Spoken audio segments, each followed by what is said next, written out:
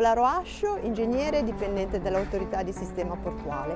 Sono responsabile del procedimento di questo progetto che chiamiamo 708 Nuova Viabilità Portuale.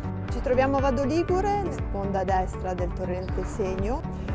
I lavori consistono nella realizzazione di una bretella bypass. Si tratta di una rotatoria di 2 rami principali e di una serie di rami secondari. In questa maniera si crea un collegamento tra la zona artigianale, le vie cittadine, via Piave, via alla costa e soprattutto il collegamento a monte con l'Aurelia bis e con l'Aurelia a levante attraverso un ramo dedicato e a ponente attraverso la galleria Carrara.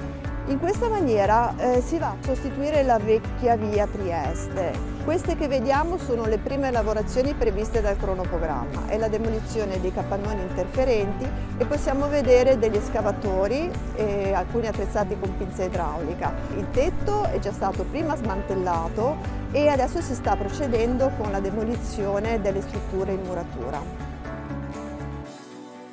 In questa zona, oltre alla rotatoria, ci saranno anche dei servizi utili per il territorio, ci sarà una parte di camminamento pedonale, ci sarà un po' di verde, la sistemazione dei parcheggi e una barriera acustica per separare la strada dalla città.